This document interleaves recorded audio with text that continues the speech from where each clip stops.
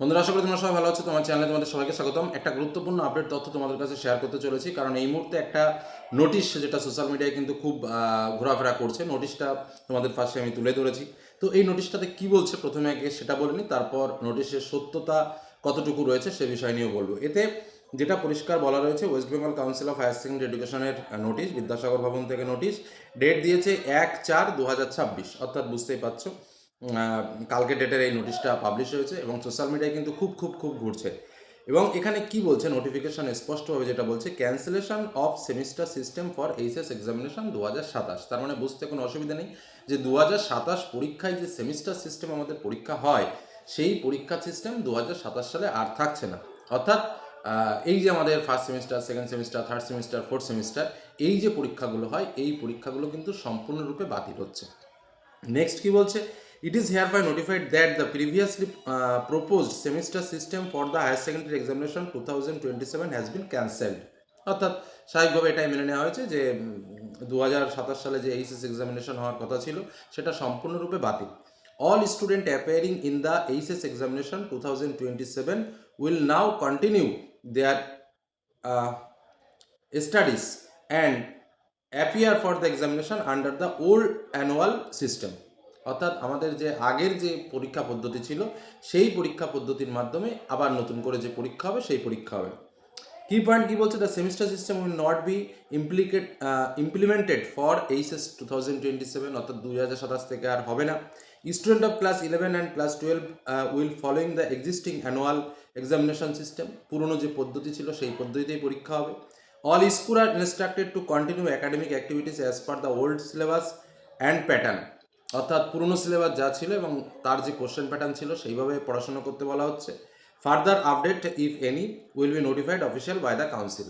যদি পরবর্তীতে কোনো আপডেট হয় সেটা কাউন্সিল থেকে জানানো হবে। All concern are requested to take note the above and act accordingly. এই সম্পূর্ণ বিষয়টা যেন ঠিকভাবে মেনে নেওয়া হয়। এবং বাই অর্ডার যেটা রয়েছে, পার্থ কর্মকার যে নিউ প্রেসিডেন্ট আমাদের, সেই Partha Karmakar, West Bengal council of higher secondary education. তার মানে বুঝতেই পারছো, এবং সিগনেচারও একদম পুরো সবুজ কালি দিয়ে। তো এত কিছু দেখার পরে একটা নোটিশ কিভাবে ফেক হতে পারে, এটা হলো প্রথম কথা। অর্থাৎ এই যে এতক্ষণ ধরে যে নোটিশটা কত সুন্দর করে সাজিয়েছে, সিগনেচার করেছে, হ্যাঁ, তারপরে ডেট দিয়ে সুন্দরভাবে কলম দিয়ে নোটিশ করে একদম পাবলিকেবল হয়ে গেছে এবং পাবলিকের কাছেও অ্যাভেলেবেল এই নোটিশ। তো সেই নোটিশ একটা ফেক নোটিশ ভাবা যায়। তো যাই হোক, আমরা উপর মহলে তথ্য সংগ্রহ করেছি যে কী দেখি করা যায়। তো স্বাভাবিকভাবে সেখান থেকেই তথ্য জেনেই তোমাদের সামনে শেয়ার করা। এরকম কোনো বিষয় এই মুহূর্তে নেই। অর্থাৎ এই যে নোটিশটা, এটা সম্পূর্ণরূপে ফেক। তোমাদের বিভ্রান্ত করার জন্যই কিছু দুষ্কৃতিই বলবো এদেরকে, এই দুষ্কৃতিমূলক মানসিকতার লোকেরা কিন্তু এই ধরনের কাজকর্মগুলো করে, এই ফেক নোটিশগুলো। তো তোমরা যারা আমার স্টুডেন্ট রয়েছো, তাদেরকে বলবো যে এই ধরনের ফেক নোটিশটা থেকে খুব সাবধান, বা এই ধরনের নোটিশকে খুবই সাবধান। অন্ততপক্ষে আমাকে বিশ্বাস করতে পারো, এটা স্বাভাবিক ব্যাপার, কারণ আমরা সবসময় চেষ্টা করেছি তোমাদের সামনে অথেন্টিক তথ্য শেয়ার করা। 2 নম্বর বিষয় হচ্ছে, সংবাদপত্র দেখতে পারো, ভালো ভালো টিভি চ্যানেল যেগুলো রয়েছে, নিউজ পেপার দেখতে পারো, যেগুলো পরের দিন হয়তো পাবে, বা স্কুলের টিচাররা কিন্তু অবশ্যই তোমাদের বলবেন। সব থেকে বড় বিষয় হলো তাই। তো এই ধরনের ফেক নিউজে কিন্তু একদম কান দেবে না।